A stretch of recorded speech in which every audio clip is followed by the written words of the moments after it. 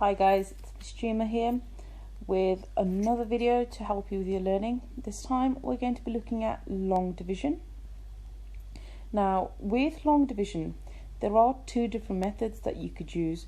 One of them is chunking, as you can see is the one that we're going to be looking at today, and the other one is the formal written method. Now I will make another video on the formal written method because I know some of you prefer to use that one as well. That way, because you'll have both methods, you'll be able to see which is easier for you and you can adapt that to help you with your calculations.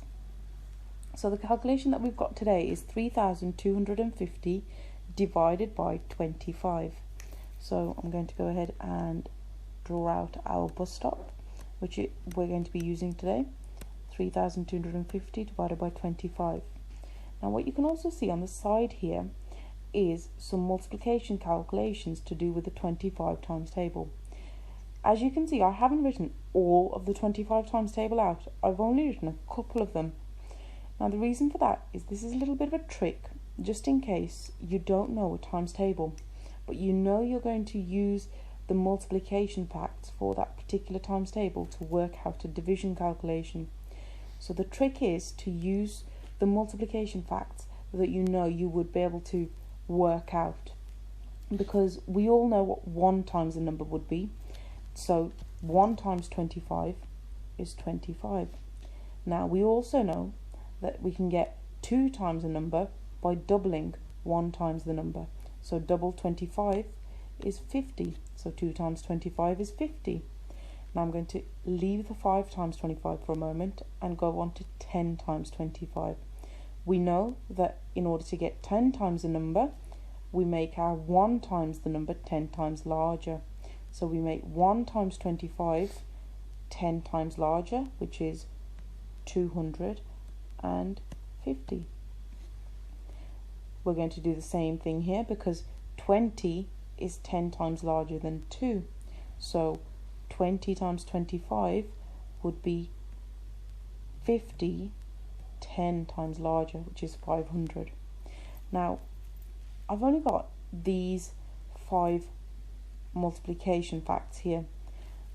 I'm going to look at the 5 times 25 now. Because I know 10 times 25, I also know that half of 10 is 5. So to get 5 times 25, all I need to do is half my 250. So half of 200 is 100, half of 50 is 25.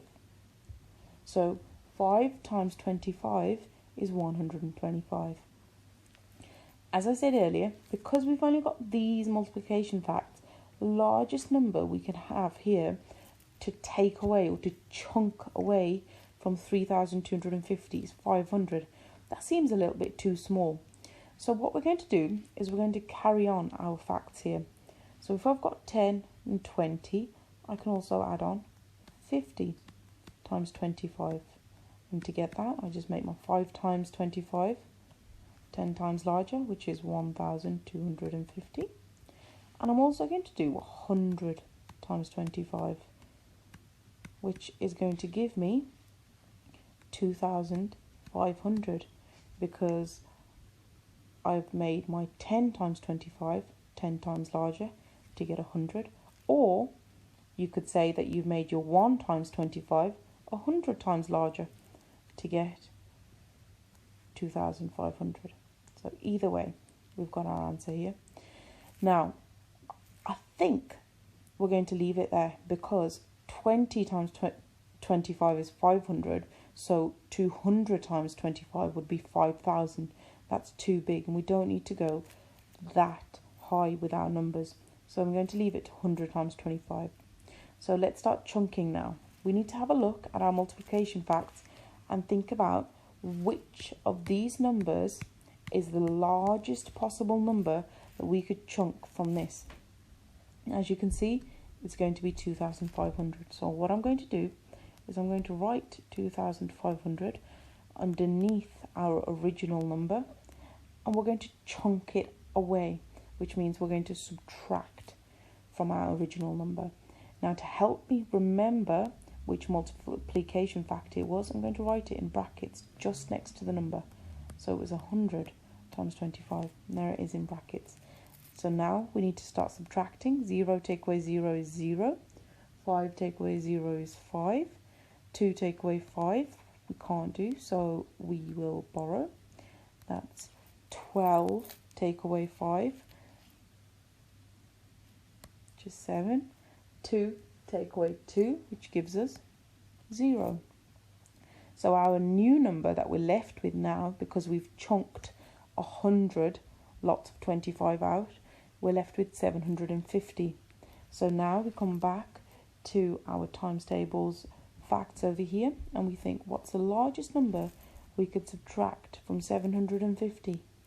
Now 1250 is too large, so the next one would be 500. We could do 250, but we know we can also do 500, so I'm going to do 500. So 500, our multiplication factor is 20, so in brackets I'm going to write 20 times 25, and I'm going to start the chunking again. So I'm going to start subtracting.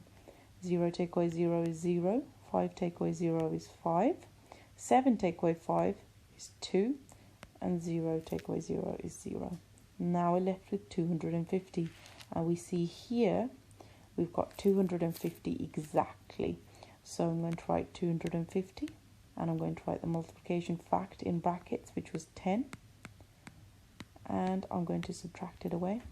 Now some of you might have already guessed exactly what the answer is going to be.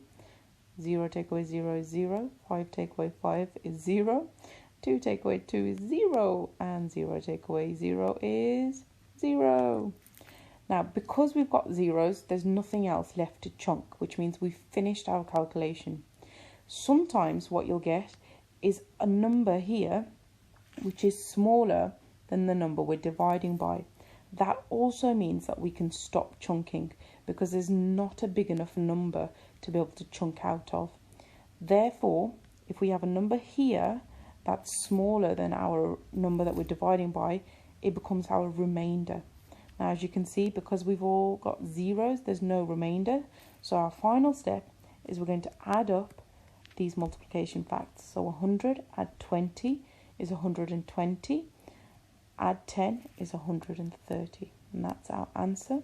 So 3,250 divided by 25 gives us 130.